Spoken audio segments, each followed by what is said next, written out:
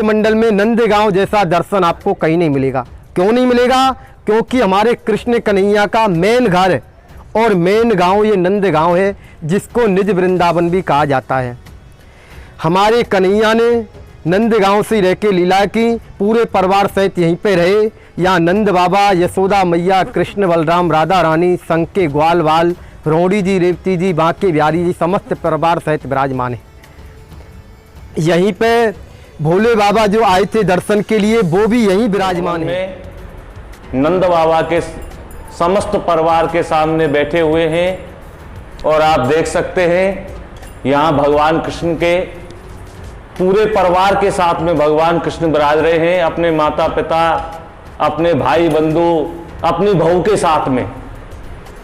दाहिना तरफ में सर से जो पगड़ी वाले हैं, पीली जो पगड़ी बांधे हैं, सबसे बड़े हैं श्री नंद बाबा, जिनके नाम से ये हमारा नंदगांव धाम प्रसिद्ध है।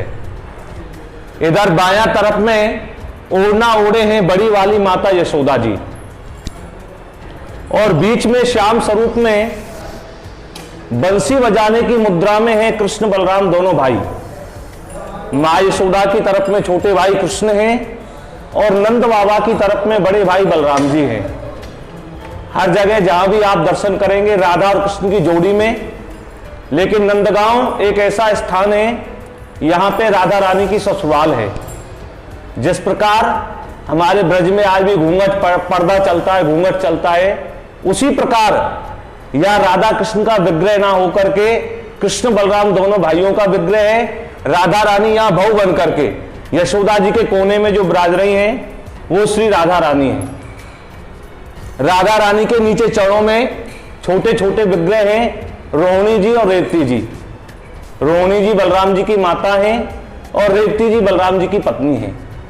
इधर नंद बाबा के कोने में ये कृष्ण रूपी भगवान कृष्ण के साथ में खेलने वाले दो मित्र सखा हैं, जिनका नाम है धनसुका और मनसुका, जो भगवान कृष्ण के साथ में सदैव गाय चराते थे, माखन चोरी लीला करते थे। समस्त बाल लीला धनसुका, मनसुका, श्री दामा, मधुमंगल इनका नाम भी है। ये पूरा परिवार भगवान का यहाँ विराजता है। रह करके भगवान कृष्ण ने जो लीला की है, सबसे पहले यहाँ चरण पहाड़ी है जो ब्रज के अंदर में 3 जगह पे महत्वपूर्ण रूप से जानी जाती है।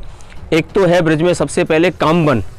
कामवन में चरण पहाड़ी है जहाँ भगवान कृष्ण पर्वत के ऊपर में चढ़ करके बांसुरी की आवाज़ से जब गायों को इकट्ठा करते तो बांसुरी की आवाज़ से पर्वत भी पिघल जाते थे। तो वहाँ भगवान कृष्ण के साक्षात पैर छपे हुए हैं। वही स्थल नंदगांव में दूसरा स्थल है, नंदगांव में चरण पहाड़ी। तीसरा है हमारे कोसी के पास में पड़ता है बठेन गांव, जहाँ भगवान कृष्ण के आज भी चरण चिन्ह बने हुए हैं। और नंदगांव में आप देखोगे तो नंदगांव में भगवान कृष्ण के समय की बहुत ही वस्तु है। जैसे कि आप टेर कदम जाइए, वहाँ भगवान कृष्ण बलराम दोनों कदम के पेड़ पर चढ़ करके बांसुरी की आवाज़ से गायों को इकट्ठा करते थे कि कारी काजर दौरी धूमर अब गरकू बगदैया कदम चढ़ कान बुलावत गैया। तो वह आज भी गोपाष्टमी का पर्व बड़े धूमधाम से मनाया जाता है। उसके बाद में आप आइए कृष्ण कुंड। तो कृष्ण कुंड पे आप देखोगे वहाँ कृष्ण बलराम ने दोनों भाइयों ने जब गाय चराने के लिए जाते तो शाम को घर लौटते समय गायों को प्यास लगती। गायों की प्यास बुझाने के लिए कृष्ण बलराम दोनों भाइयों ने यहाँ बांसुरी से खोद करके गायों को मीठा पानी पीने के लिए दिया है। क्योंकि हमारे नंदगांव का पानी खारा है, वही एक ऐसा सरोवर इसका पानी आज भी मीठा है। तीसरा है उद्धव वन, जहाँ भगवान कृष्ण ने उद्धव गोपी संवाद हुआ है। उद्धव जी बहुत बड़े ज्ञानी थे। भगवान कृष्ण ने द्वारका से उनको यहाँ भेजा गोपियों को समझाने के लिए, लेकिन यहाँ गोपियों से उल्टा ज्ञान लेकर के गए कि उदो सुदो है गयो सुन गोपिन के बोल, ज्ञान बजाई डुम डुमी बजो प्रेम को ढोल। उदो जब दिन टेढ़े आमे पढ़े लिखे कछु काम न आमे, मूर्ख ज्ञान बतामे और जिनके संग में करो भलाई वही दोष लगामे। तो यहाँ उद्धव जी महाराज का भी मंदिर विराजमान है। तीसरा आप आओगे यहाँ हाउ बिलाऊ यशोदा माँ का मटका है। हाउ बिलाऊ किसे बोलते हैं? या कंस के भेजे हुए राक्षस जो कृष्ण बलराम को मारने के लिए ब्रज में आए। तो ये जो पर्वत है, ये सांडिल्य ऋषि इस पर्वत के ऊपर में तप किया करते थे। तो कंस ने उनके तप में विद्वन डाला, तो कंस के लिए उन्होंने श्राप लगाया, कंस या कंस का कोई भी राक्षस आएगा सीमा में घुसते ही पाषाण पत्थर का हो जाएगा। तो हाउ बिलाऊ नाम के राक्षस आज भी यहाँ ब्रज के अंदर में पाषाण पत्थर के बने हुए हैं। यशोदा माँ का मटका उसी के नज़दीक में पड़ता है, जिसमें वो यशोदा मैया 9 लाख गायों का दूध चलाती थी। ऐसे हमारे नंदगांव में 7 गढ़े थे, जिसमें से 6 विलुप्त हो गए। एक गांव के अंदर में था, वो आज भी बचा हुआ है। उसके बाद में आप मोर कुटी जाओगे, जब भगवान कृष्ण छाछ के ऊपर में मोर बन करके नाचे हैं। गोपियां बोलती थी कि पहले आप हमको मोर बन करके नाच के दिखाओ, तो भगवान कृष्ण बोले नहीं, पहले आप हमको छाछ पिलाओ तब हम मोर बन करके नाच के दिखाएंगे। तो वहाँ भगवान कृष्ण ने छाछ के वशीभूत होकर के यहाँ गोपियों के द्वारा मोर का नाच नाचा है। प्रेम से हमारे कन्हैया के पहरेदार बनके हमारे भोले बाबा विराजमान है, हमारे ठाकुर जी के मेन गेट पे पहरेदारी करते हैं और उन्हीं का जूठा खाते हैं, उन्हीं का जूठा पीते हैं और उसी से अपनी लीलाओं में आनंद लेते हैं, कन्हैया की लीलाओं में आनंद लेते हैं।